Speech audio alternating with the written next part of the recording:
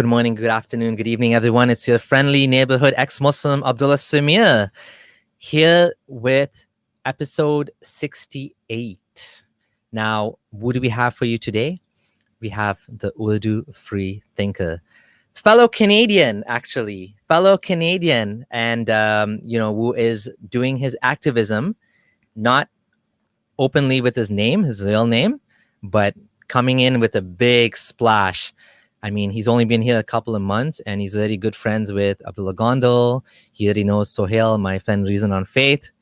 And his YouTube channel has, I believe, over 2,000 subscribers. So I was able to tag it. Once you hit 1,000 subscribers, you can tag it right in the title. So do check it out. Do subscribe. The point of this is to bring more people to the table and to encourage other channels to grow as well. So check out his content. We're going to have a great stream. He's going to be talking about something he has never talked about before, which is his coming out story, his origin story, how he became the Urdu Free Thinker. And we were just talking a little bit off stream, and very interesting story. I'm looking forward to hearing it for the first time with you guys as well. So how's it going, my friend? It's going great. Thank you for inviting me to your show. Been a fan for a while. Oh, yeah. So tell us how it all started, and let's go back to, let's say, your childhood, like family and stuff like that, and let's just tell us what happened and where the doubts started, or if you left Islam. It sounds like you have a very interesting journey out of Islam. It wasn't just like me, it was like multiple steps, right? Oh yeah, it was quite a complicated journey. So I think a background is quite important into my childhood as well. Like, I come from a Muslim household, obviously, although an educated one, a Sunni Muslim family belonging to a Hanafi school of thought. And I had a pretty nomadic childhood growing up. Like, I was born in Lahore, Pakistan, but I was only 2 years old when we moved to Kenya, Africa, and I lived there for 5 to 6 years. And after that, I moved to Dubai. And just when I became a teenager, like 13, I moved to Canada. And like a lot of things happened during that period of time, a lot of interesting exposures that we can go into. But background, yeah. Kenya. I'm from Kenya too. That's amazing. Yeah, where in Kenya? Well, I was born in Nairobi, and my parents were born in Mombasa. So, I mean, I left when I was 8. So, just like you, I don't have a lot of memories of Kenya. I mean, whatever Swahili I knew, I forgot. So, Jambo, but I mean, that's exactly. I know Jambo and Kwaheri, like hello and goodbye. That's about it. And then, of course, Hakuna Matata from my real childhood, watching Lion King, not from Kenya. Yeah. No, you were Ismaili, correct? Yes. Yeah, there was quite a lot of Ismaili community in Kenya. So we had a lot of family friends that were Ismaili, and a lot of family friends that were from Gujarat, India, like a lot of Hindus. So that actually was a very enlightening experience, because that was my first ever interaction with Hindus. And just so you guys know, like, as a kid, I was a little peculiar. Like a 5-year-old kid, I used to be very interested in religion. My mother was a master's in history, so I got, into history and religion through that. And growing up, I was glued to like biblical stories and, watching the 10 Commandments, which is like 4-hour-long movie.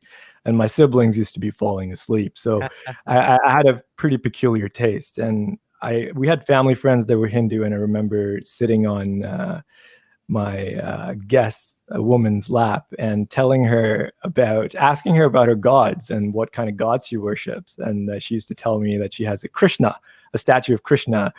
And I was so indoctrinated even as a kid that I used to tell her that, hey, my God is bigger than the universe, and your God is just like 6 feet tall, But being exposed to her, she was very kind. She smiled at me, invited to her home, and she told me that they don't really worship the idol.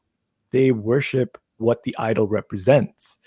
And to me, like at that time, I just brushed it off. But retrospectively, when I analyze these memories, I actually, in one of my videos, I actually included that about paganism and Islam, and how like Muslims bow down 5 times a day to a building made of stone, the Kaaba.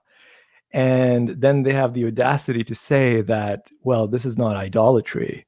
This is different because it's the house of God.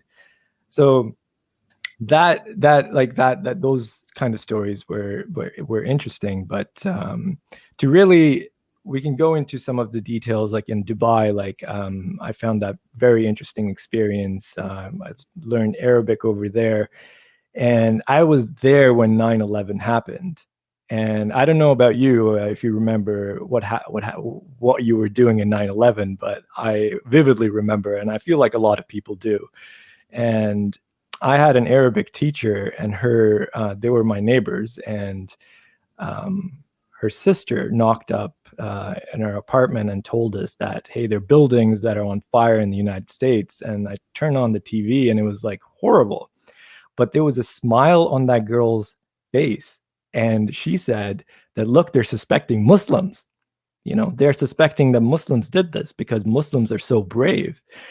And I was like, what are you talking about? Like, the kamikazes did that as well. But Yeah. I want people to realize that today we're in the phase of Islamophobia, that, Islam, you can't even assert that someone, like, there's an Islamic terrorist. But at that time, living in the Middle East, this was the norm. Like, people used to think and sympathize with a lot of terrorists, like the Kashmiris who were fighting there, the Lashkar-e-Taiba, the Intifada, the second Intifada, where it was happening in 2010. I was there, and the schools were just filled with people who were sympathetic to the cause.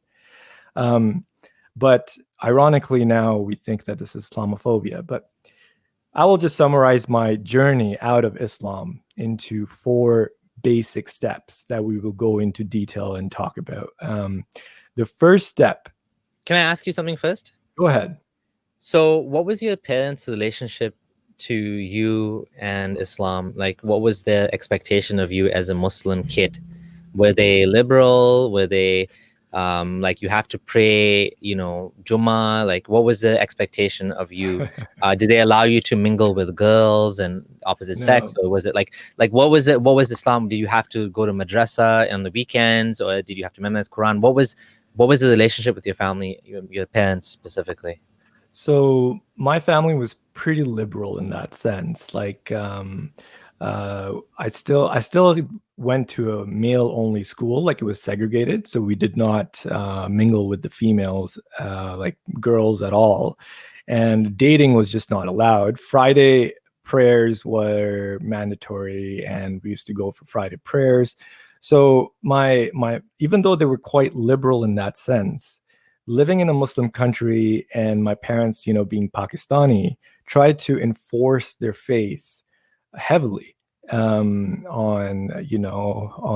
the siblings, and including myself. So at that time, I didn't mind it, because to me that was the right path. And I used to go for Eid prayers, for Friday prayers, and so that was not an issue. And my grandparents were actually super religious. Like, in fact, my great grandfather from my paternal side was a pir. I don't know, you understand, like a pir, like religious saint, basically, right? Yeah. There's actually a shrine in the outskirts of Lahore that people actually go and tie knots and stuff, which is like ridiculous.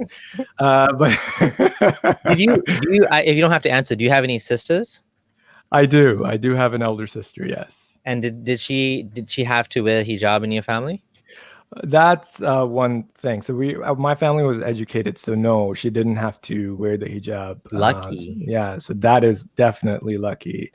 So the thing is that a lot of Pakistanis, like upper middle class and educated type, they don't really wear the hijab as often.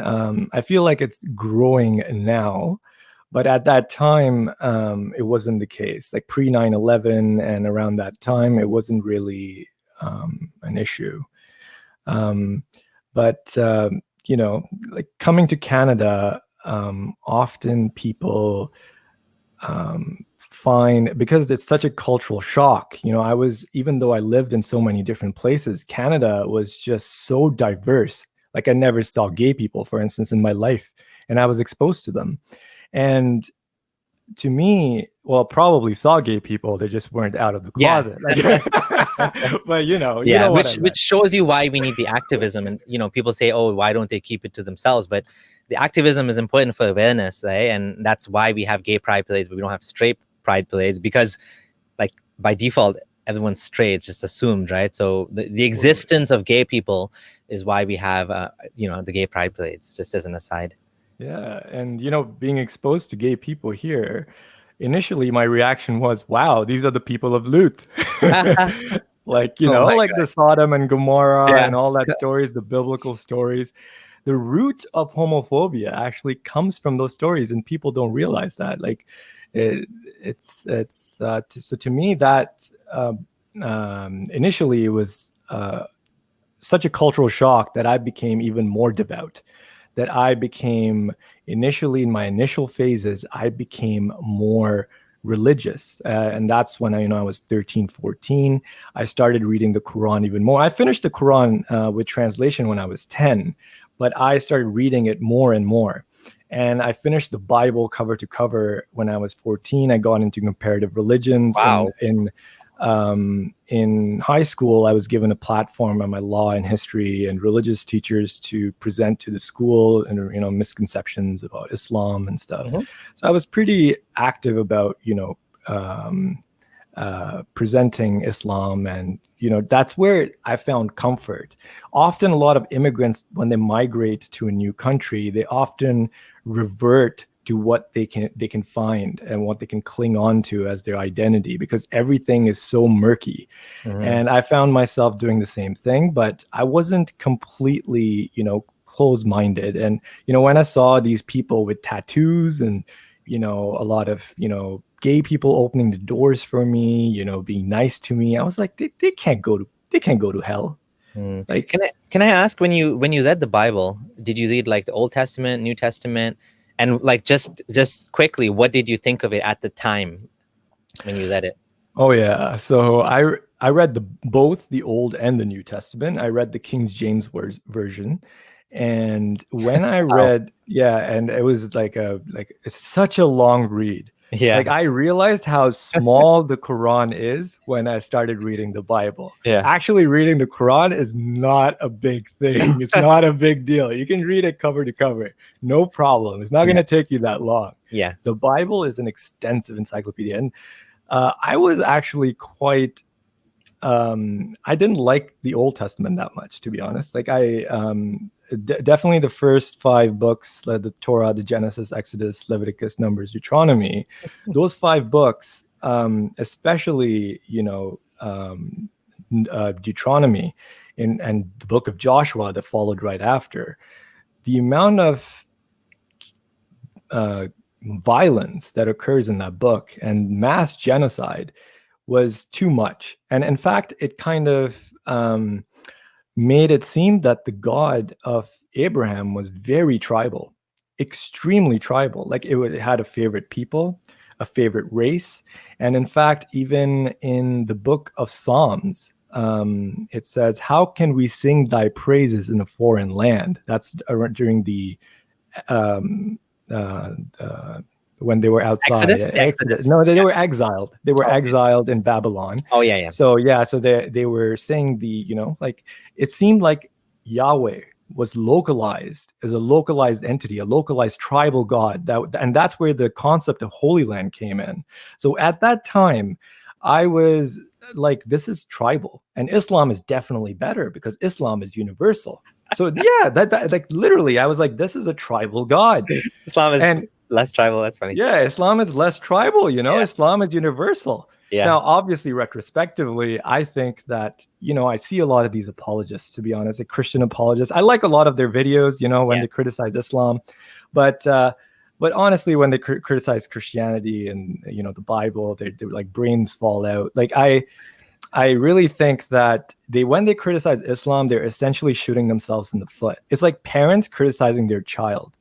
Islam is the child, the progeny of these religions. Islam is a combination of the Old Testament, the fundamentalist Judaism, the tribal, with the universalism of the New Testament. To answer your question about the New Testament, though, I thought that God either had some kind of a lobectomy of his brain or some rapid personality change, had mushrooms or had some weed.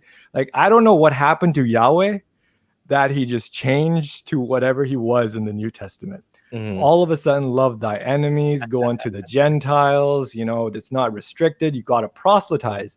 But Islam is proselytizing with the fundamentalism of Judaism. You cannot get Islam without the Old Testament. It is the child of the Old Testament. With a lot of paganism for good measure. Oh, yeah. Sacred months and going around the Kaaba and Safa and Marwa and all of that stuff. Oh, yeah. No, that's totally the case. And regarding the Old Testament, like, for instance, the Quran doesn't really talk about stoning to death. The punishment is lashing for adultery, for zina. The Bible does. The Bible, the Old Testament, is mentioned stoning to death. So all the things, you can argue about Muhammad having concubines. Solomon had 1,000 concubines. The favorites of the Yahweh, David and Solomon, they had concubines. So when you criticize Muhammad, you got to criticize these guys too, although they're, in my opinion, fictitious. That's another thing. But Muhammad could be fictitious too. We never know. I lean towards not. I'm more in the standard historical narrative, but then again, it's really outside of my ability to analyze something of that depth, whether Muhammad actually existed. But there's a lot of evidence, early evidence from non-Muslim sources that Sean Anthony has written in his book, that non-Muslims actually wrote about Muhammad and his followers, and his book, I think it's called Empire of Faith, is a good reference. So yeah, I'm with that. And same thing with Jesus. If you look at Bart Ehrman versus the mythicist, I'm leaning towards the Bart Ehrman approach, that Jesus did exist, but he was just a Jewish rabbi that was killed for whatever reason, and he did exist, but he wasn't obviously the Son of God. So the narrative around Jesus is, we have more eyewitnesses accounts, but in terms of Muhammad, definitely there was a prophet that started all of this, and Quran seems to be very primary source. It seems like you're getting into someone's mind when you read the Quran. There was definitely a person. What I mean is that the story behind the man is rather, we can't reconstructed. Absolutely. The Muhammad of Islam, let's say Sunni Islam, not especially all Islams, but in particular, what we're talking about, Sunni Islam, is a construction. It's a myth. It's what the scholars wanted us to know about Muhammad. It's whatever they decided to preserve, right, and to bring forward to today's time, right? Totally. Yeah. That actually leads into my journey out of Islam. So, I divided my journey into 4 different steps. So as I've already alluded to, I was very religious, deeply faithful to Islam. But the first step was the rejection of the hadith. And this is actually the weakest link of Islam, which is the hadith. That's there. If you read the hadith, there's a lot of ridiculous stories in it, and it's becoming more and more popular that the hadith and the Sirah of the Prophet by Ibn Ishaq and Hisham were made a couple centuries after the Prophet. But people, I don't know, people don't really know that there were a lot of scholars. They were called the Quranists, that were already, even in the 1960s in the Muslim world, were against hadith. And one of them at that time that I found very interesting was someone in Pakistan. Well, he was in Pakistan. He died in the 1980s. Is Mirza Ghulam Ahmad Parvez. And he's not Mirza Ghulam Ahmad Qadiani, which is the founder of the Ahmadiyya movement. This Parvez guy, was founder of the Tilua Islam Institute, and he was actually part of the Interior Ministry in Pakistan under the dictator Ayub Khan. And he was inspired by communism and Karl Marx. And so he was a pretty interesting guy in that sense. But he was entirely against the idea of hadith. And he presented hadith, interestingly, as a giant Persian conspiracy against Islam. And it stems from the theory, or not, like the fact in some ways, that Bukhari and, Abu Dawood, some of the hadith scholars, the collectors, were actually Persian in origin. And he noticed that the 5 daily prayers, for instance, comes from Zoroastrianism. So he was convinced in that sense, and he portrayed that the hadith and the whatever we know about the prophet actually was enforced under the realm of the Abbasids after the Umayyad conquest. And the Quran, for instance, only mentions 3 prayers by name, and the Ismailis only pray 3 times a day. The Salat al-Fajr, which is in Surah 24, verse 58, Salat al-Wusta, so the middle prayer, which is in Surah al-Baqarah 238, and Salat al-Isha, which is the night prayer in Surah 24, verse 58. And the 5 daily prayers are completely Zoroastrian. And it's very interesting that people don't realize that the Umayyads were actually an Arab supremacist regime, and the Abbasids were quite religiously motivated and were installed by a general called Abu Muslim, who was Persian, and their entire government was Persian. So they were heavily influenced, and the capital was moved from Damascus to Baghdad and a lot of the hadith and everything were collected under them. And they also undermined the Umayyad rulership. So they had stories like, after the Battle of Uhud, Hinda, the wife of Abu Sufyan, ate the liver of Hamza, which is the uncle of the Prophet, and Hinda is the mother of the Muawiyah, the founder of the Umayyad dynasty. So we have all of these political things also. So these are actually quite known, but a lot of scholars picked that up, but then they concocted this weird theory that it's a Persian conspiracy against Islam, which I bought into at that time, which is funny. Which is interesting because Shias also have a conspiracy that the Sunni, like Bukhari and Muslim, are the ones that, which is funny because the Persians are now Shia. And they say that Bukhari and Muslim and Abu Huraira and all of them conspired to praise and to raise the status of Omar, Abu Bakr and Uthman. So they also say that, and it's so interesting that you said that Hadith is the weakest link, but Hadith is the bulk of Islam. Like for Sunnis, I'm saying, like, without Hadith, your Islam turns into something like Buddhism, like where it's just like, I don't even know what Islam you follow because there's nothing left. Like it's Quran, you can't. Anyways, I don't want to get into that too much, but yeah, it's an interesting point.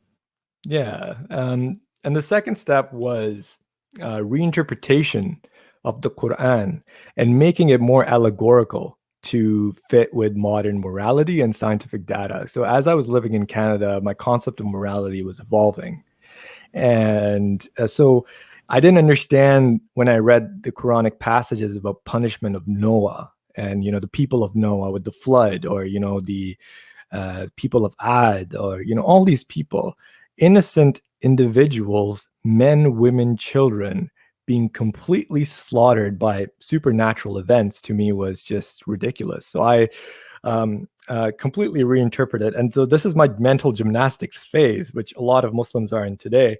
And I was in that phase for about 2 years. Like, I interpreted the punishment of nations as rise and fall of civilization. So if you're not good to your people, you eventually lead to calamity and disaster.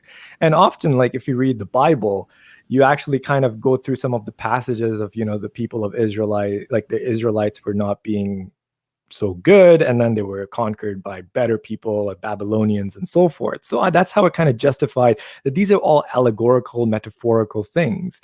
Adam and Eve, well, that's potentially could be evolution, because Adam is just a normal person, like it's a general term for all humanity. And science and Islam, obviously everyone goes through that phase, in my opinion. It's so easy to fall into that. And I started interpreting miracles differently. So, like the miracles of Jesus, like bringing dead back to life is metaphorical. A lot of Christians do that as well. So I got that from them, I would say. Moses throwing staff and becoming snakes is a metaphor of Moses having debate with the priests of Egypt. And, he defeated them in like a debate. Like, this is the kind of things that were going in my brain. But the amount of stress it took, I want people to realize that it's so much easier to stop doing all these mental gymnastics. You are essentially making up your mind and you're imposing your will on the Quran. Rather, just read the Quran. It's that simple. It was exhausting. Yeah, I want to just stop here and kind of emphasize this point, that the reason why you had to go through all this, and correct me if I'm wrong, is because you were, like, just to put it bluntly, you were indoctrinated into Islam, and as your intelligence was increasing, and you're not necessarily just intelligence, but as you mature, you become more intelligent, and your understanding of the world was growing, you were stuck with this thing that was day by day more and more out of place with reality, with Totally. the accumulation of knowledge around you, with everything that you knew. You had this little funny place in the back of your mind that was like clashing, right? And I can see from the way that you're analyzing things and the way that you're reading books, like the holes probably started to appear early on, and you started to see like contradictions. So the only way to keep it real is to start creating, having this sort of mental gymnastics, let's call it that, in order to make it cohere, because it's incoherent, right? And that mirrors the same experience I had, except it was not as young as you. For me, I only became scientifically literate, if you want to call it that, later on in life, like basically in my 30s, you could say, which is when I left Islam. But as a Muslim, I didn't see those contradictions. But for you were like clashing into them early on. So you started taking the steps to fix it, because that's what the mind tries to do when it has doubts. People say, you shouldn't have doubt. I mean, Muslims say you shouldn't have doubts. The doubts is your mind telling you something is wrong. It's like an alarm bell. Hey, what is going on here? Things are not clicking, right? And so you try to fix that. You don't ignore it. Yeah, totally. Fix it, which is what you did, right? And that's a sign of your intelligence and your deep thinking, that you were doing all of these things in order to try to solve the problem and also maintain, the pre-existing structures that were created in your mind very early on. Yeah. So when you have, you really summarized that really well. That's exactly how I felt. When you're confronted with new facts, you have two choices. You can either cherry pick your religion, you can ignore the verses and move on, or you can really try to make it all work together. And I really sincerely tried to make it all work together. I really wanted to believe in the Quran. I really wanted to believe in the afterlife. The fact that, I'm going to see my grandfather in heaven, that was very comforting to me. Like, I wanted to, because I was very close to him and I couldn't see him for like a while. And he unfortunately passed away when I had, plans to see him before that. So the fact that, I could see him, this is comforting. I really sincerely wanted to believe in it. And I wanted to make every verse matter, because this is the word of God. Every verse must either stand or it must all fall. I couldn't cherry pick. So it was just very, very exhausting for me. Like, there were times when I used to be reading up, and I'm a high school student, remember, I used to be reading late into the night. I was looking at all these books. So it was very exhausting experience. And I feel a lot of people are actually also very exhausted, but they just need to realize that you just have to let the book speak for itself. Yeah, and you made another very good point in reflection there, which is we are emotional beings, and we evolved, with religion alongside of us, and we evolved with a tendency to believe in these things, even if it's not true. I mean, people have to realize that just because it feels right doesn't necessarily make it true. right? Just because you want it to be Totally. true, just because you want to meet your grandfather or your mother, and I'm sorry to hear that you didn't get to say goodbye. I mean, that's really sad. You know, and some people deal with that, you know, thing in different ways. But I'm glad you were able to overcome all this. Yeah, I mean, like you have to, and at the end of the day, like you either make things work or it just falls apart. And for me, it just all fell apart. Yeah. That the the third step after, you know, like after I did that was de-ritualizing Islam completely. So I actually had this weird phase in which I started thinking of Islam in a more political sense rather than, because Islam is a political philosophy. It's not just a religion. But I started de-ritualizing Islam because I was exposed to more and more science, and I was like, okay, these rituals don't make sense.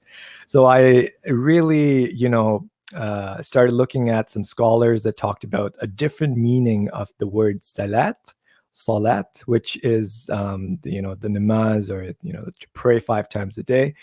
And one verse, which I don't know, just for interest's sake, that some people can go into if they're you know, I don't know, bored and want to look into it, that it's the verse chapter 22, verse 41, that talks about that الذين إن مكناهم في الأرض أقاموا الصلاة وآتوا الزكاة. That means when we establish those people as in believers on the land, then they establish salat and like prayer, and they give charity. So I interpreted the verse or this word salat as to follow and to establish God's law on earth, not to pray 5 times a day. And, you know, aqamu means to establish. So that's how I understood it. And, you know, it also required a lot of mental gymnastics. I looked at the lexicon, and so the root word for this is sod, lam, and waw, and one of them is sod, lam, and alif maksura. It's one of the words there, which means refers to a horse that's following. So I thought, okay, this means to follow. So this means to essentially to establish, you know, and that in the context of this verse, to me that made sense. But at the same time, you know, it's no different from, you know, people interpreting verses differently, like, you know, the beating of the wife is idribuhunna doesn't mean to beat your wife, it means something else. So it was exactly the same thing that I was doing. I reinterpreted Ramadan into something completely different as well. So it's really like a lot of Ahmadis also reinterpret the word khatam, for instance, you know, like khatamun nabiyyin means the seal of the prophets. But a lot of Ahmadis say, well, it means the best of the prophets, because khatam can mean a ring. And, you know, looking at the Quran into the context, when Quran says, khatamallahu ala qulubihim, that God has put seals in their hearts, it's not putting like a diamond ring in their hearts. It's not putting some kind of a beautiful ring or something, you know, nice on their hearts. So it's just another form of mental gymnastics. But the fourth step was a reinterpretation of the concept of God itself. I made God more and more limited, restricted, and smaller. And essentially that's because there's so much suffering in the world. Earthquakes, death, disease, morbidities, and so on. And if God is all powerful, why does he cause this? And if he doesn't do anything to prevent this, isn't he guilty just by association? So naturally, I had to change the concept of God and make him restricted to his own laws that he created, that he just formed the laws, the fundamental laws of physics, and allowed the universe to come into existence, but he didn't interfere. Now, obviously, this is completely deviant from Islam. So the amount of mental gymnastics that I had to do was incredible. Yeah, indeed. So essentially at this stage, I became somewhat of a pseudo-deist, because I still believed in the scripture. So people who don't know what a deist is, so a deist is someone that believes in a higher power, but he doesn't believe that that higher power interferes in his creation in any way or interferes in a form of revelation. So I call myself here pseudo-deist because I still believe that the Quran is a scripture of God. Oh yeah. But I still didn't really think that he interfered, which obviously is a paradox, right? So the natural step was in a few months, a year, I will come to question the idea of a revelation. Like, why is God whispering in someone's ear? This dude, someone special, he can reveal himself. He could tell everyone, guide humanity. And if he's not interfering, why to this one particular individual? Why isn't that a form of interference? Yeah. I could not solve that. And that's where I completely decided to leave Islam. Oh, wow. And you were how old at this time? I was 19, 19. Oh, wow. Yeah. So this was like over a decade ago. Yeah, it was. Yeah, not over the decade. Yeah, about a decade, I guess, right? Yeah. And then then eventually I just became an atheist. Then obviously around that time, that was around the peak time of Richard Dawkins coming out. This was like 2000, like 18. Sorry, 2008. So yeah, Richard Dawkins coming out and stuff. So like, I read The God Delusion as well, and that really made me from a deist to someone who's like an agnostic and an atheist. And I feel like Christopher Hitchens and Richard Dawkins did a great job for a lot of people. Mm-hmm. Yeah. Wow, what a story! Yeah, and it just shows that as Muslims will say, those who Allah guides, nobody can misguide, I guess.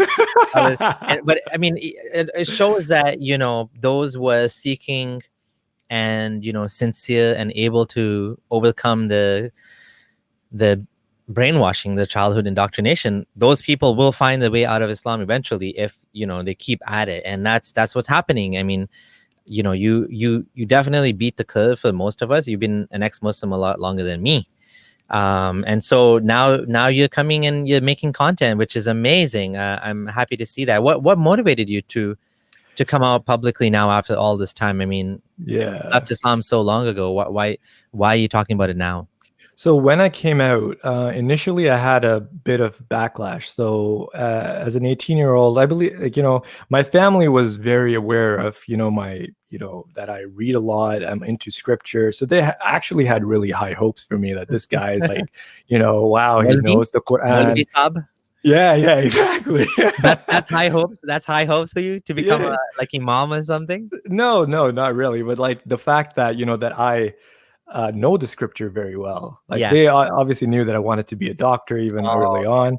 And they knew that, that this is me, like I'm studious in that sense. Yeah. But they like the fact that I was so passionate about Islam and about religion and about the concept of God and all, like theology in general, that they actually had high hopes that this person, whenever we had family discussions, we had like intellectual conversations.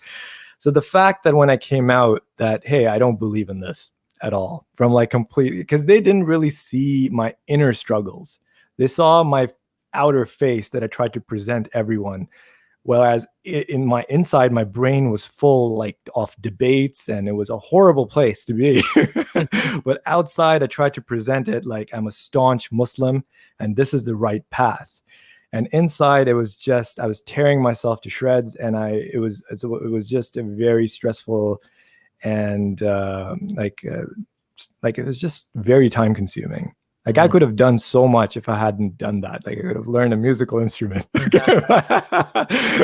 It's one of my biggest regrets, actually. And that's one of the reasons I offered my kids. I said once, now that they don't have to memorize Quran, I'm like, hey, you guys don't have Quran class anymore. Do you want to do a musical instrument?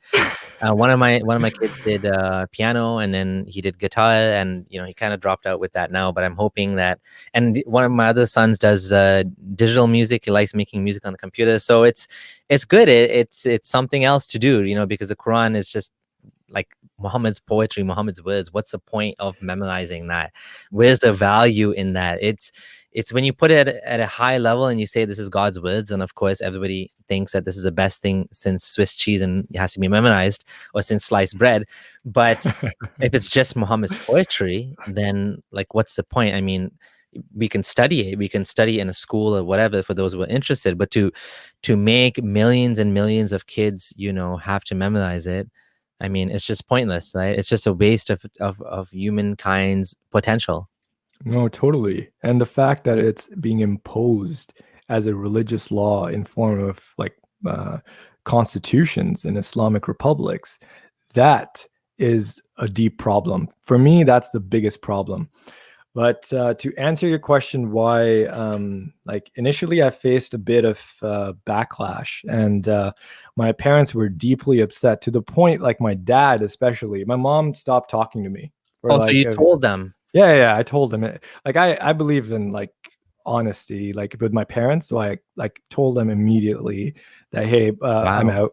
Yeah, so that's the difference. Like, like I just told them. A lot of people decide to keep it secret for the right reasons, honestly, because I went through quite a bit of pain in that time, and my mom stopped talking, and she just didn't talk to anyone for like, she was in severe depression for like 2 to 3 months.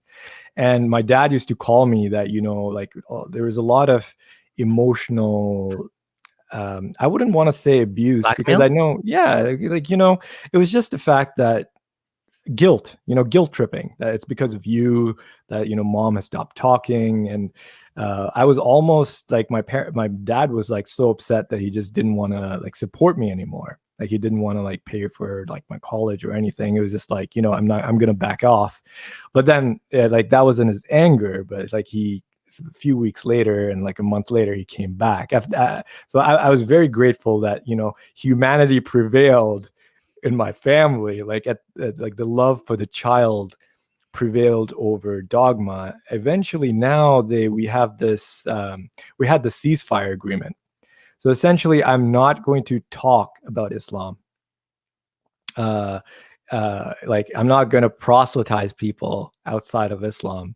And for this long period of time, we had this agreement that I will not go on social media. I'm just going to, mind my own business. And that's what I did. That's exactly what I did. But what happened was I also felt kind of suffocated, because they during that period of time, no one was stopping them from doing their religious functions. No one was stopping them from advocating for giving money to mosques and supporting their own causes. Like they started reading or listening to Ghamdi, which recently, I don't know if he's a Pakistani or Indian scholar who now has launched a crusade against atheism. And he has this guy, Hamza Ali Abbasi, who's now a staunch, he was an atheist. He's become a da'i now, right? Yeah. He's a Pakistani actor that's now, good looking guy. He's become a poster boy, for anti-atheist crusade. Although the Islam of Ghamdi and, Hamza Ali Abbasi is very, very mild, but it enables theocracy. They still believe in the establishment of Islamic law. What I just couldn't, and my family actually knows them, and they actually they know Hamza Ali Abbasi personally, and so to me supporting them was hey, you guys broke the ceasefire agreement. Okay, so that was one. That, I mean, but I was here and there. I was actually writing on platforms. Like I'm not going to say who I am, but I'm a part-time columnist. So I write for the newspapers in Canada. So I, like Mashal Khan, and like there were a lot of things, lynching and blasphemy laws. So I'm I used to write against those things. So indirectly, I used to target Islam, but I never overtly said Islam by itself is the root of the problem. I said interpretations of Islam is bad. I used to write in my articles, this blasphemy law is like, plaguing the Muslim world. Theocracies are plaguing the Muslim world. But this is the time when I decided to say, hey, there's a lot of things going on. And in fact, right now, there's a huge momentum, looking at Apostate Prophet, Gondal, and everyone coming out.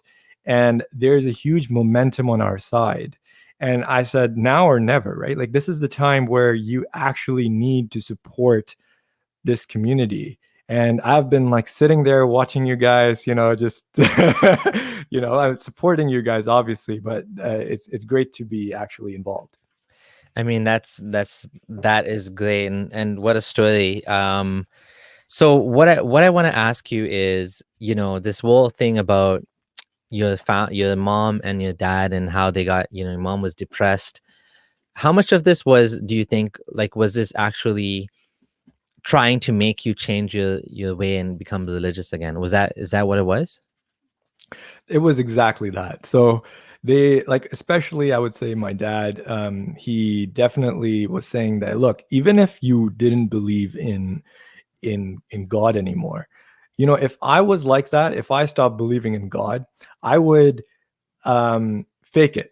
I would, just pray for my parents, or, go to social gatherings. So essentially he was advocating that I should rather fake it.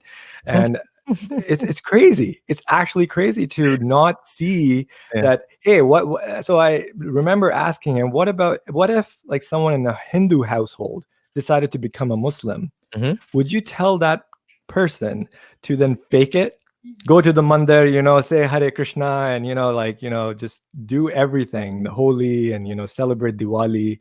Or will you advocate for that person to actually practice what he believes in? Yeah, And exactly, right? yeah, I mean, it's so hypocritical.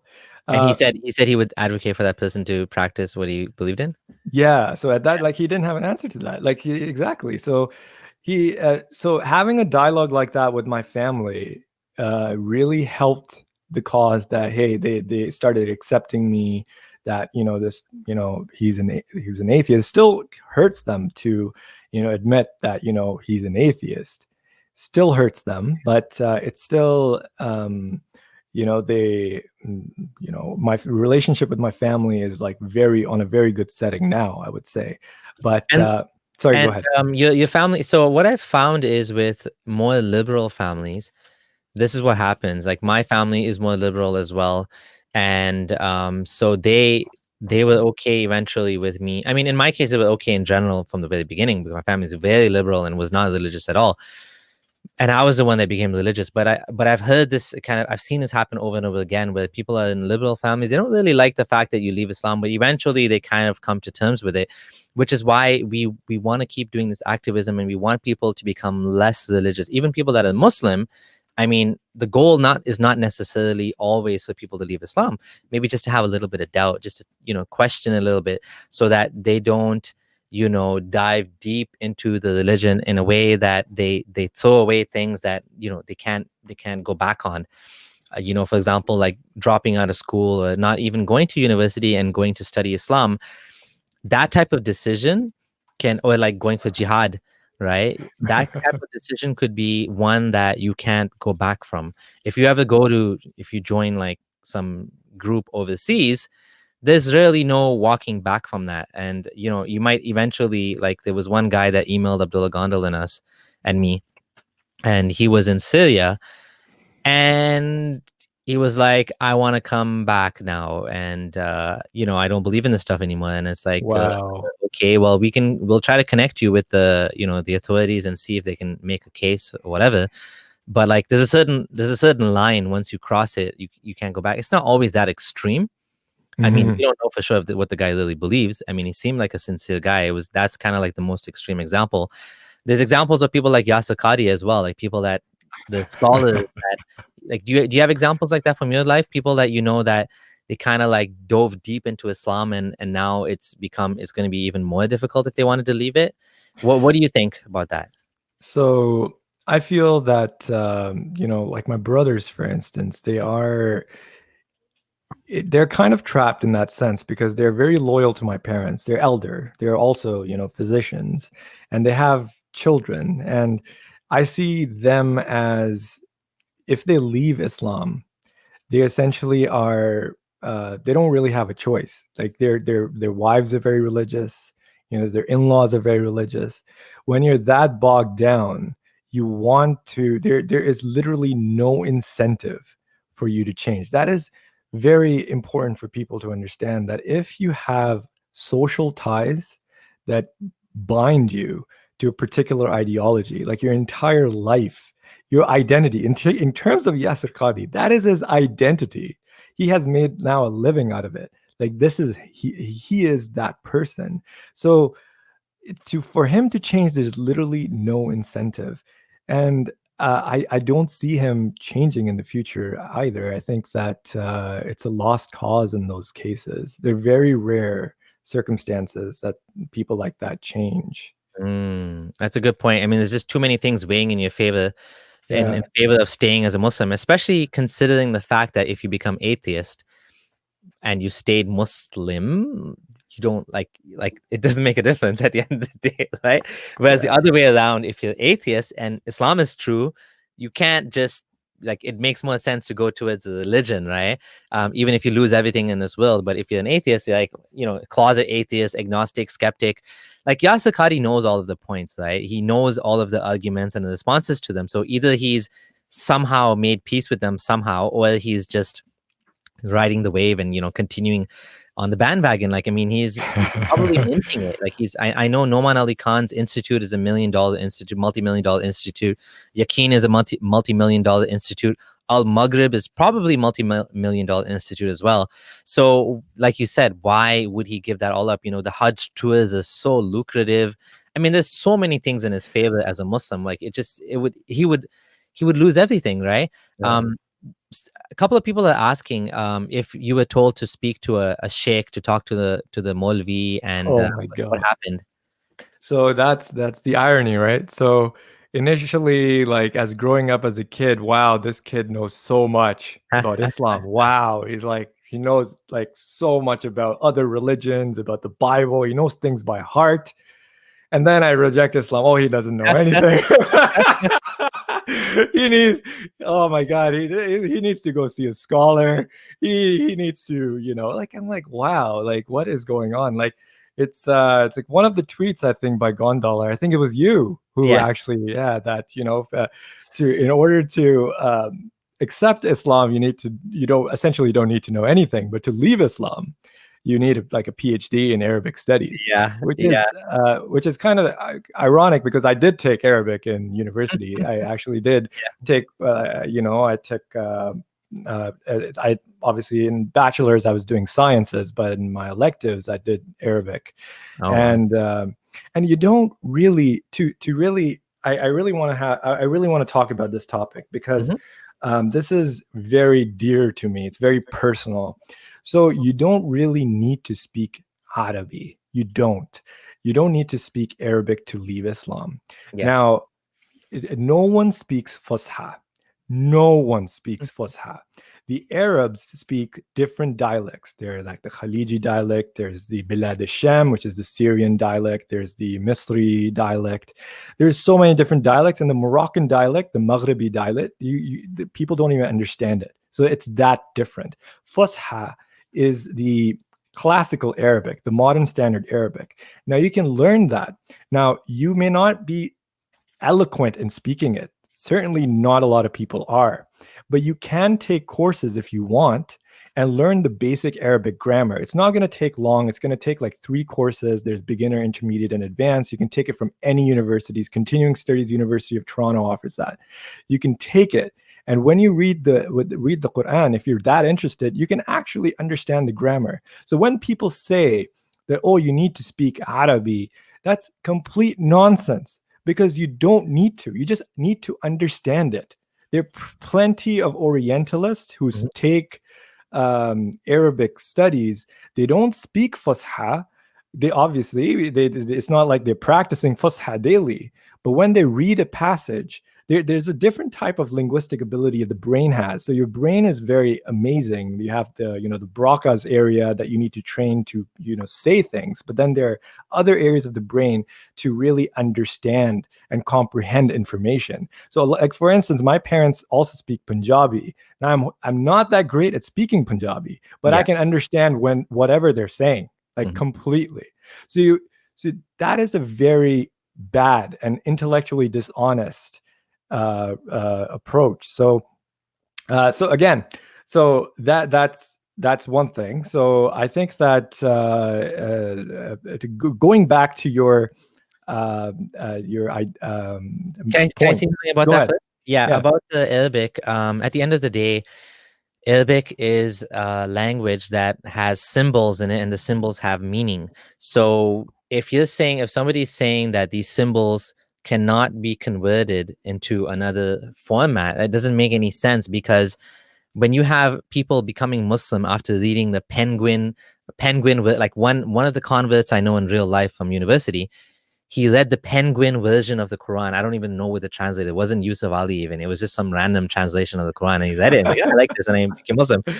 And again, I don't know how he became Muslim from that. But anyways, there was other things going on in his life too. But if that's enough to become Muslim, then that should be enough to leave Islam based on that as well. Now, if people like Yusuf Ali spent a major part of their life learning Arabic, and he made it his life project to translate the Quran. And it's not a one-to-one translation, meaning that it's his interpretation, of course, but like when there's one word, it's possible that it might be multiple words in English. It's possible it might not be a perfect one-to-one translation, but you can still get the idea, or you can explain it. I mean, when you learn Arabic, that's how you learn it. You're learning that this word means this thing. And of course, it's not always one-to-one, but you get the point, you get the idea. And then when you look at the context of the sentence, you understand that this means this in this context. So it's really a way of trying to make the Quran unfalsifiable. Yeah, I totally agree. That all they want to do, what they want to do is they want to make it unfalsifiable, and they want to use this excuse. But there's many people who speak Arabic and leave Islam as well. And there's many Arab non-Muslims. Just knowing Arabic is not like but the thing is, Muslims are sold this lie that the Quran's Arabic is so amazing that people became Muslim just because of the Arabic language, just because of the eloquence. And they tell you this Sahaba, that Sahaba was so impressed, and Omar was so impressed, or whatever. And so they just accept it. They must be, right? Which is why I think there's a point where when people leave Islam, they just can't believe it, because they from their paradigm, how can anyone leave Islam? Because either you are not a proper Muslim, or maybe you just don't understand Islam. You need to talk to the sheikh, or you need to get your brain checked, or whatever, right? You have some mental issue or something. I could be told that as well. What do you say to people that say that you need to stick with it? You need to really just you have doubts. They always call it doubts. It's never like, the point is, there's a certain point where your doubts become certainty, right? Like the amount of doubts you have become more than your confidence in the belief system. And at that point, it's no longer doubts. Now you have doubts about Islam being true. You don't have doubts about it being false. You're at the point where you have so much, and that's why when people actually ask me what, if they think I'll ever go back to Islam, and I just don't understand how that's possible when the accumulation of knowledge is so much against the Quran. You know what I mean? Yeah. So your question is what exactly in this regard? Like, what would you say to someone that says you need to stick with it? Stick with Islam. Oh my God! Work it out. Don't give up. Like the Jannah is coming. Oh my God! Give up. Like in my case, I was told, oh, you did all these good deeds. You created verse by verse Quran and light upon light. I feel so sorry for you. Just throw away all your good deeds. Yeah, I mean that stems from a point of ignorance, really. Like there is the Quran is completely not, in terms of scientific facts, in terms of historical facts, it's not standing the test of time. You can go into the very details of the Quranic stories. Like I will have future videos on, Moses and the historicity of like different prophets. And these are legends that the Quran presents as a historical fact. Then in terms of science, the Quran, we have all these, Harun Yahya and Zakir Naik and all these people trying to, like, in this bandwagon that the Quran is compatible with science. It's not. It's really, really not. I actually find it so embarrassing that I even considered the embryology of the Quran. Like, now that I've learned, I did a master's in stem cell biology, and I was like, wow, okay, I can't believe. And look, go back to that verse. I'm like, wow, Christ, what was wrong with me? Like, So it's just that, like, there's no going back now. To me, Islam doesn't even, it's hard for, I sympathize with Muslims. It's hard for them to understand how can someone leave Islam, and are they just want to have sex and they want to have fun and do drugs now? Like, is that what it is? But for me, I really wanted to believe in Islam. I really wanted to, but for me, it doesn't evoke any emotion whatsoever. For me, when I think of Islam, I think of like, when I think of Allah, I think of like Zeus or Anubis or any other god that humans made up. So that's like, there's no way going back now. Yeah, absolutely. And you know, it's interesting. Your story reminds me of Sohail, my friend Sohail Ahmed, A Reason on Faith, and how he was one of the up and coming youth members in the Ahmadiyya Masjid. He was known as the scholarly guy, the guy that, you know, was, you know, not only helping out with the blood donor clinics and all that, and running them, not helping out, sorry, running them. And he was also the guy that like was studious on Islam and ended up leaving Islam and went from the guy that you talk to that everyone respects for his knowledge, and you know, parents are always being praised, your son is so knowledgeable on Islam, to like, oh, this guy doesn't know anything. Like, and to, you know, he actually, he wrote a book, which is interesting, and they actually told him to, they made him kind of put away the books and not give them out. He was going to give out these books where he had like all of these questions he had compiled and all of these issues. And like you said, the Ahmadis have their own way of reconciling things, where they don't take a lot of the things literally that Sunnis would take. They reject like tons of hadith that Sunnis are stuck with. So they have a different approach out of it. But yeah, your story definitely reminds me of that. And you know, I'm happy to hear that you were able to make your way out of this whole thing. Now, before we take questions and comments, I want to tell everyone that I'm speaking to the Urdu Free Thinker. He's a fellow Canadian like myself. Do check out his channel. It's linked right in the title. So right now, whoever's watching, there's over 100 of you. Click on the title, go and subscribe to his channel, and you know, he's going to have more interesting content. A big video, I think a series you're going to do on Moses. Yeah. Did you do one on embryology as well? Because that sounds like yeah, it's coming up. Of course it is. Beautiful. So looking forward to that. I've subscribed myself. And for those of you who are listening to the podcast on your iTunes or Stitcher or whatever app you're using, please do leave a review. And we want to get in the top 100. I want to get this podcast in the top 100 for Islam, next to Mufti Mank and Zakir Naik and Noan Ali Khan. We want people to look up Islam podcasts and see the Abdullah Samir podcast and listen to these amazing stories of people leaving Islam. You know, I'm doing great on YouTube, you know, 50,000 subscribers. I'm really grateful for that. But now we got to reach more people that are, you know, different formats that we had that are becoming podcasting is becoming very popular. So we want to reach people in the ways that are most convenient for them. So please do leave a review. If you're new to the channel and you're listening on YouTube, please do subscribe, leave a thumbs up and all that. And if you want, you can always join the channel and support me financially. The financial support definitely helps. It helps me to continue doing more such videos. We have lots of big plans, you know, videos like this, which are like over an hour long. You don't always get to watch the whole thing. So I want to make clips out of it, upload the most interesting parts for people to, you know, there's a lot of like bang moments in this conversation that I'm like, this would make a great video on its own and people are going to miss it because it's part of a longer video. So the money is needed to continue to do such things. So I greatly appreciate it if you join. Thank you for that. Now, going back to your story, what would you say is your advice to people that are, let's say, facing doubts, people that are listening to your content, young men and women that know or that have some, you know, have some questions now?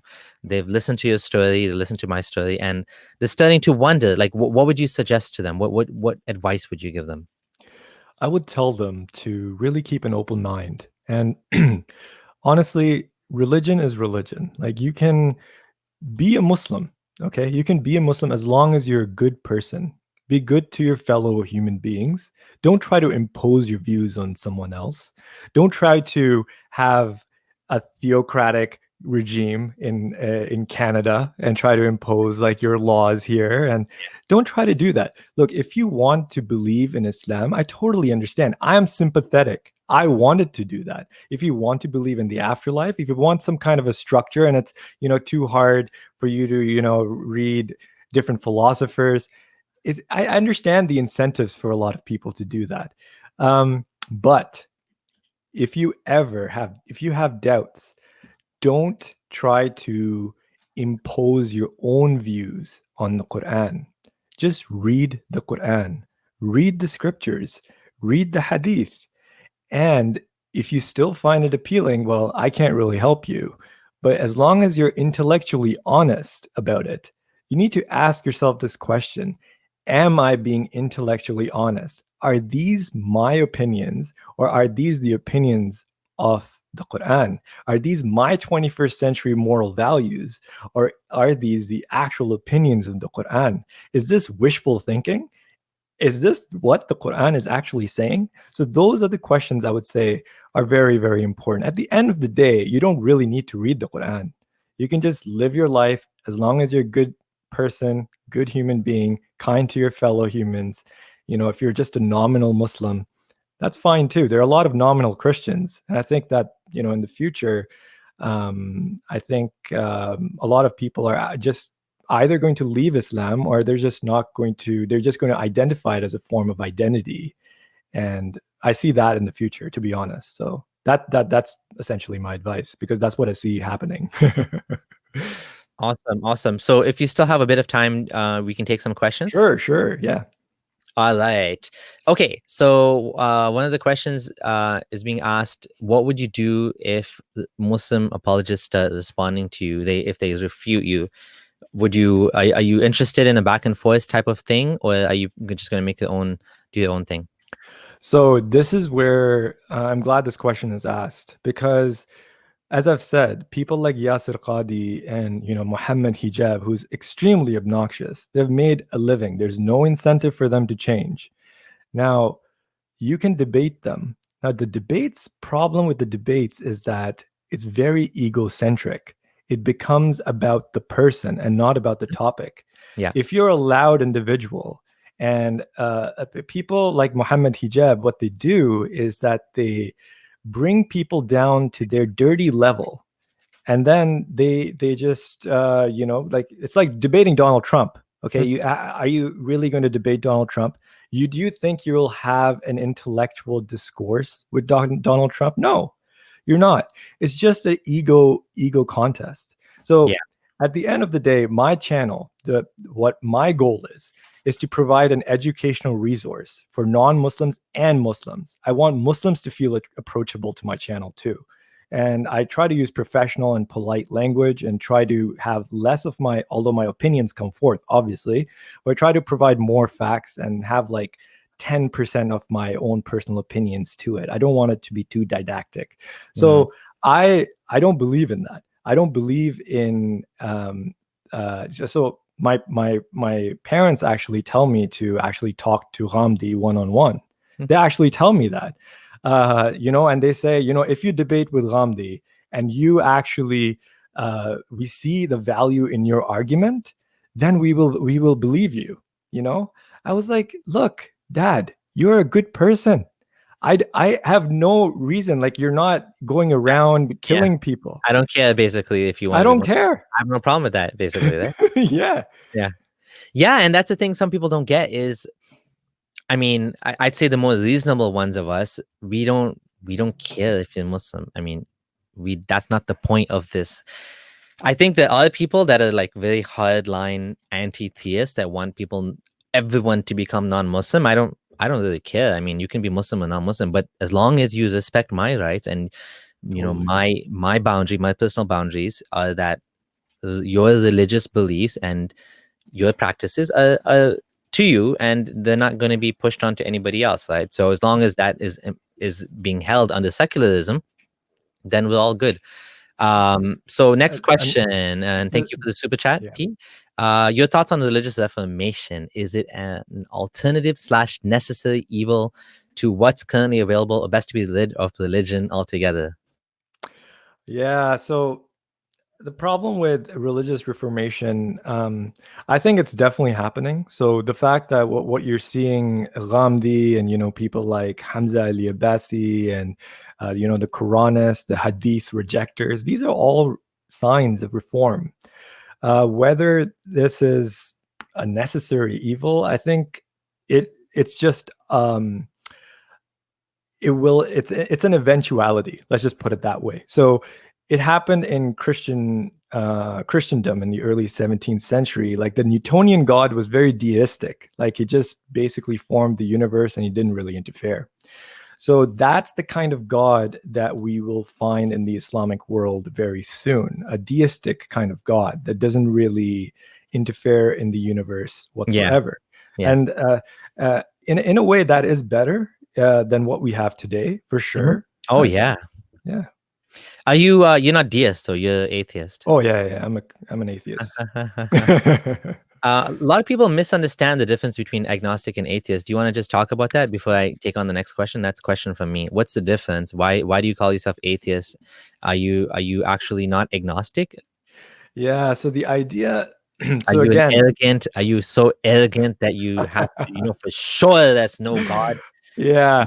So the idea of agnostic is someone who would say, hey, look, I don't know if there's a God out there, so I cannot be sure.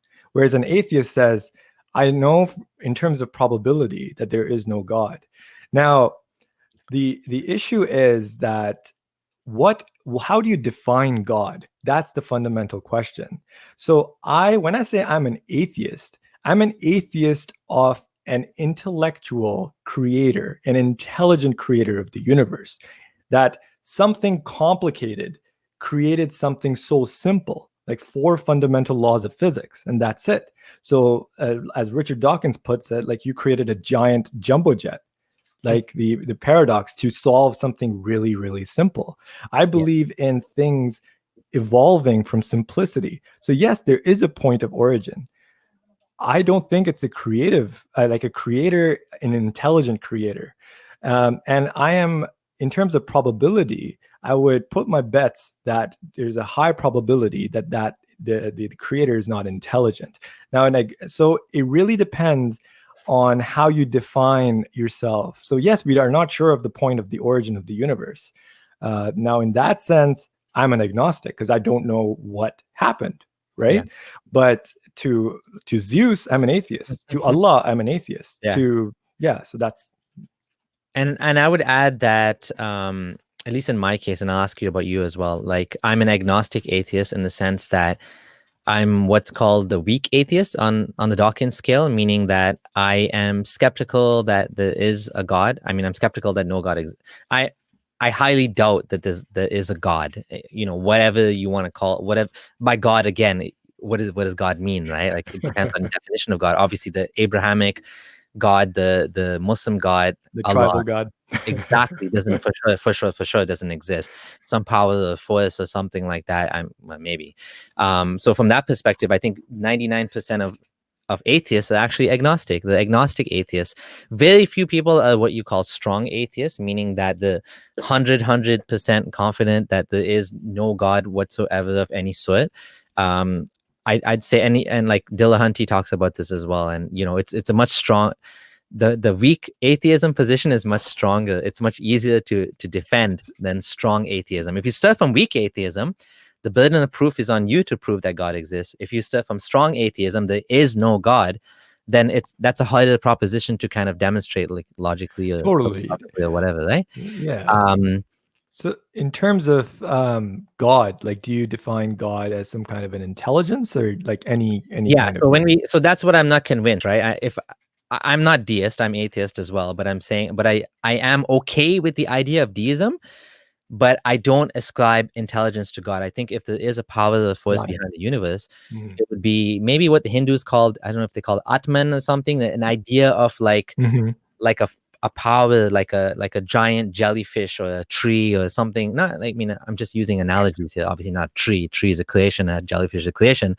But just like, something that's like without any sort of empathy or feeling or desire or intent. It's just a power that creates and you know what I mean, like a Totally. like Yeah. a like a like a Doesn't have power human plant. emotions. It's not Yeah, like yeah, and it yeah. doesn't, like, we are completely like, you know, when people say God must have had a purpose for creating us, I'd say we're as irrelevant to this God, if he does exist, as like ants. I mean, ants are even more relevant to us because we interact with ants. But like that, you know, because I do believe that we are a cosmic accident of sorts. Even if there is a God, which I don't believe there is a God, but even if there is a God, I don't believe that God intentionally made us, because all evidence points to the fact that we're an accident of sorts. You know what I'm saying? Like it just happened. It just happened to be that we evolved from simpler life forms, and maybe there's more universes. So I do think that, like you said, I don't know who you were quoting. You said, was it Dawkins that said there's like you invented this big, Yeah. what was that phrase you used? So the jumbo jet. Yeah, the ultimate jumbo jet. Yep. So what was the phrase? You invented a jumbo jet to explain something simple? Something simple. Yeah, something simple. Yep. I'm So paraphrasing it, obviously. yeah, I love that analogy. I mean, there's a couple more questions. One of them was saying about Pakistan. What do you think? Okay, here it is. How can Pakistan exist without the Islamic narrative as a unifying force? Oh man. Okay, so that's absolutely. So Islam is an experiment, right? I mean, Pakistan is an experiment, right? So the idea of Pakistan started out as for people that are not familiar with politics, as a two-nation theory of a unified Indian subcontinent under the British Raj. And Muslims felt that Hindus have a 3-to-1 advantage. So therefore, we need a separate nation of our own. And so they formulated Pakistan as their own different identity, as Muslims being a separate group of people. So they invented a people. And initially, the regime was actually secular. Ayub Khan was pretty secular. Jinnah, you could argue, was quite secular. This dude, had whiskey, used to eat pork. So he was a very secular guy. And the name of Pakistan was the Dominion of Pakistan, and it got changed in the 1950s to the Islamic Republic of Pakistan. That's when, because in early days, there were a lot of rebellions. So the Pashtunistan movement started. The Bengalis weren't happy, and actually the Bengals separated. So when Bengal separated, East Pakistan separated, that was a big blow, that you can keep Pakistan together just by secular means.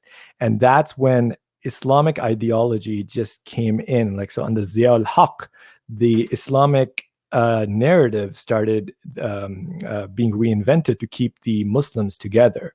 So Islam then became this Islamic Republic, and eventually into a theocracy. So you're right. Pakistan cannot be held together without religion. And that is the unfortunate part about Pakistan. Whereas for India, so Nehru's India was actually a secular India, and if we go back, and to be honest, it was the Congress party that broke Pakistan, because Congress was, I would argue, a fundamental threat to the two-nation theory, because in Nehru's India, Muslims had a lot of rights, and even today, Indian constitution is quite secular. So the current phase, like, there's a lot of politics going on in India right now, and Muslims feel like a little marginalized. I feel like there are a lot. I will tell you personally what a lot of patriotic Pakistanis feel. They're very happy about Modi, because they feel that Modi is validating the two-nation theory, and we're all over social media. So if anything, I think the subcontinent, my people in the subcontinent, I would say, Hindus, you fight your extremists, and we will take care of our own. If you want the subcontinent to be united and be open to Central Asia and become a prosperous society and counter the communists, if that's what you want eventually, you have to stop dividing ourselves further and further, and let's focus on getting rid of extremists. That's what I would say. Absolutely. We need, and I've been speaking against this as well, because a couple of things have come up. And my last video was about MF Hussein, the painter. about how he was mobbed for some of his paintings, and how I was saying that we need an India, we need a Canada, we need the whole world to be based on secular freedoms and values, and not based on religious identities and ethnic identities. We want a world where people are free to be themselves, you know? Totally. Now, Now, sorry, go sorry, do ahead. you have something else you wanted to say? Yeah, regarding this topic, like India is itself an experiment, right? So India is a geographic experiment because the subcontinent was never really united in the past, unless it was under dictatorships or some kings and the Mauryan Empire, for instance, the British Raj, the Mughals. So India has a better chance in surviving because it's a geographical secular state, and hopefully it remains as a secular state. That's the only way it can survive. So there are a lot of people in India that, I feel like are ridiculing secularism. Like, they call them secular, okay, like SICK. Yeah. So to me, that is disheartening because, to be honest, secularism is the only way India will survive. India is a subcontinent. The Punjabis and Bengalis are not the same people. This is like Germany and France. We are a diverse group of people, speak different languages, and the only way we can survive is by respecting everyone through secularism. I agree. Absolutely. I hope that, this is the way that we're going to go. And right now, things are a little bit willing in some of these countries. But I have some Muslim advice from you. You guys need to accept Islam because it's the fastest growing religion, and soon everyone will be Muslim. And this is actually a Muslim. This is not a joke. I thought it was a joke. I'm like, oh my God, this is hilarious. What do you have to say to that? I mean, Islam today, I have to break it to you that Islam is actually hemorrhaging followers. Hemorrhaging. It's like you have a patient coming in the emergency department and is bleeding. You need to put an IV right now, stat. You need to call in the nurses. All right, get the crash cart ready. That's what's happening to Islam today. So it's bad, man. It's bad. I see the vital signs going down. The blood pressure's dropping. All right. It's bad. All right. So I wouldn't call that the fastest growing religion. In fact, there's some studies that are showing that in the North Africa and in the Middle East, the young population are leaving religion. In Turkey, they are. And I can tell you from my experience, my generation. So a lot of people, like my second cousins, have left Islam. They're atheists. They're still in the closet, but they have left Islam. Islam is hemorrhaging followers, and the statistic of the fastest growing religion is only in terms of birth population and so forth, but it doesn't really reflect what people actually believe. I will also tell you that I have coworkers that come from Saudi Arabia, fellow residents, okay? And most residents from Saudi Arabia, in Canada, we have a lot of these residents, Kuwaitis, Saudi Arabians, and so forth. And because the government sponsors them, these people, most of them are atheists. Most of them. I was so surprised. Like, I first of all, I didn't want to say anything because I didn't want to jeopardize my relationship with these fellow doctors. But a lot of them, after talking to them, they were like, "No, we don't believe in this." Oh wow, Saudi Arabians, Kuwaitis, yeah. Wow. So I'm very optimistic, my friend. Hussein Hassan. Yeah, and he also says if my sister becomes an atheist, then she deserves what happens to her. What do you think he means by that?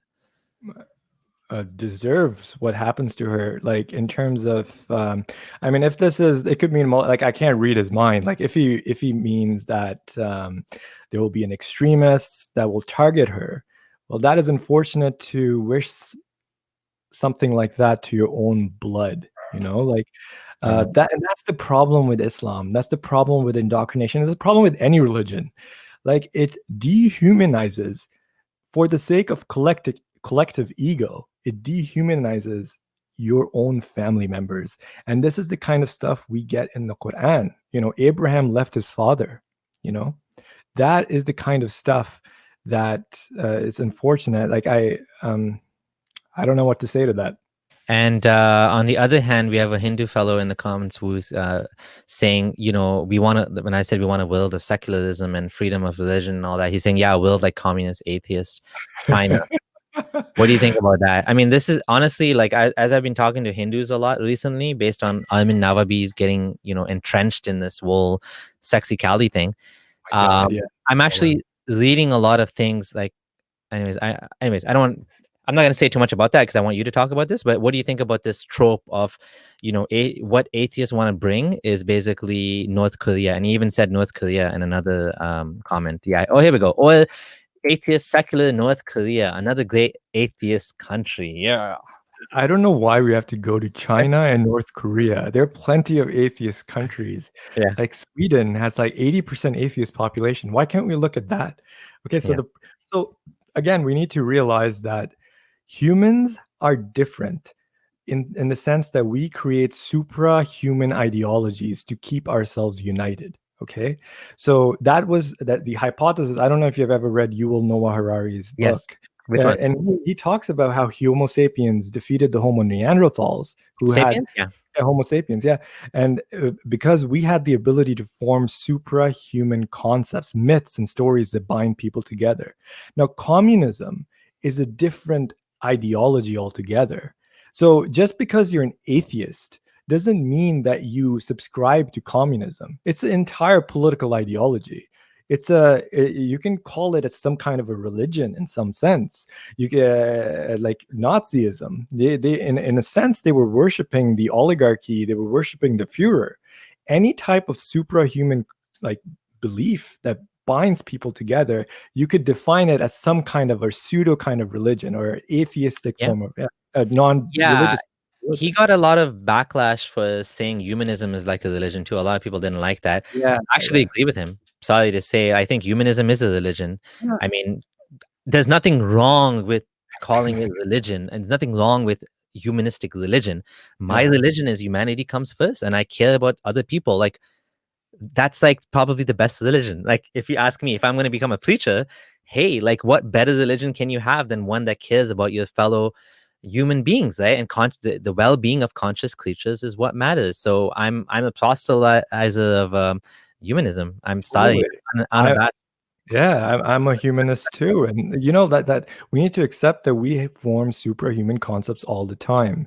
And like if Canada, for instance, is another superhuman concept, like you can relate to other Canadians just a fact because of a flag. Now, if I burn that flag in front of people, now of course I will offend some people. Now, do I have a right to do that? Perhaps I do. I that's my choice. Now I can probably expect a backlash from that.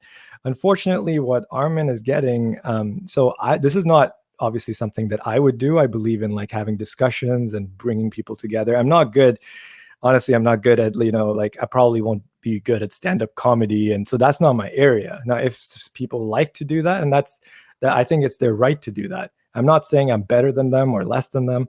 I think they have the entire right to do that. But the kind of response that he has gotten is, I don't know. I think it's expected because I also sympathize because, it is a superhuman concept like any other type of concept. So, but I don't think people should threaten him or, threaten his life or anything like that. I think that probably goes too far. Yeah, and this whole thing about like communism is a competing ideology to humanism, in my opinion. Like, communism is bad. I don't like communism, and so I like, just because I'm atheist doesn't mean like communism. I can like, there's humanism, there's communism, there's different belief systems that go on top of atheism. Atheism is just a lack of belief in a god or goddesses and any sort of supernatural. It's also known as materialism, right? So we don't believe there's anything outside of this world. So that's just it. It's nothing to do with communism. Like, communism is a created system that you may or may not agree with. And I think just like many other systems, it's terrible. I don't like communism. I just think it's bad. If you want to say anything else on communism, go ahead. Otherwise, I think you summarized it quite well. It's beating the dead horse now. Okay, great. So can you ask him, Afif Kaja wants to ask, can you ask him why Pakistani blasphemy law is becoming more popular recently and why liberal media groups like Facebook and YouTube support Islam over human rights? I'm just going to say one thing. I think this is happening in India as well, in a sense, because, I mean, blasphemy law is being used even in India to silence critics of both Islam and Hinduism. And like, everybody's using blasphemy law. It's just become like a all-out thing. But in Pakistan, it's specifically used against minorities, right? So it's totally. It stems from the British Raj, right, to keep unity in their population. So it makes sense that in India, you mean? Yeah, in India and the British Indian. Yeah, so no, Pakistan, it also stems from that too, but then they made it into just an Islamic centric, obviously, because it's a They clocked theocracy, right? everything, eh? At Yeah, least it's in India, you like even Christians can use it, and even Muslims can use yeah, it. In Pakistan, only Muslims can use it, yeah, and essentially. even Ahmadis can't use it because it's used against them, and then like the type of Muslim too, right? Oh yeah, like they are. Pakistan went to the extreme extent under Bhutto's regime to make them declare them as non-Muslims. And if you want to apply it as a Pakistani citizens, you have to sign that you don't consider Ahmadis as Muslim. It's crazy. But in terms of your question, why the blasphemy law is becoming more and more popular, it's I think it's we Pakistan has an identity crisis. Okay, so Pakistan has to make itself Islamic to stay together. So if you criticize Islam, the establishment, even though I know for a fact I have like people in my family there in the Pakistani military. Okay, I'm not going to say where, but like quite senior members. They are quite secular people, but the establishment has to maintain this whole persona that we are, an Islamic state. And in order to do that, they have to be very rigid about protecting that fabric, because if you don't do that, the entire state falls apart.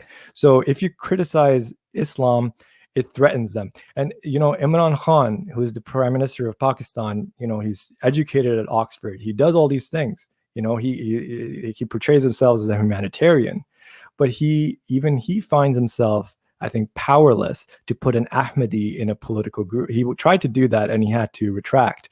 He finds himself favoring blasphemy laws. So, and now Pakistan is now obsessed with a Turkic Islamic identity. This whole drama called Urdu has become very popular in Pakistan. So I don't see, in order to protect the Islamic identity, people will, even though they have what quote unquote liberal Islam becoming more and more popular in Pakistan, this blasphemy law is going to stay for a long, long time, unfortunately, because of the establishment. That's unfortunate. Sandra is saying it's an economic system. What does God have to do with that? Talking about communism, there is actually an intersection of lack of belief of atheism and communism. And Karl Marx actually said religion is the opium of the masses. So it is associated with atheism because communists were against religion as well. And many, like from what I've learned now, many of the atheists or so-called Hindu atheists in India are actually communists. So there is, and even a lot of Bengali ex-Muslims, like they don't even call themselves ex-Muslims. They're not really part of the movement, but they're like ex-Muslim. I shouldn't put it in quotation marks. They are ex-Muslims. They're not Muslims, but they're not connected to a human, like the ex-Muslim movement, at least in Canada and America. Like it's a secular pro-human rights, humanistic movement, atheistic movement. Whereas communism, like the Bengali atheists that I know, they're communist. It's a totally different thing that they're trying to get, right? And I think from what I've heard, again, I don't know, I could be wrong. So I think that's where some of the connection is coming. Exactly. Yeah. It's just, yeah, you're absolutely right that the Communist Party in India are atheists, and, they're quite vocal. So it's natural for people to associate communism with atheism, when in fact, atheism is just atheism. You could argue that Buddhism is a type of an atheistic faith. Yeah. So, atheism is just the lack of belief in God, essentially. That's it. That's Yeah. it.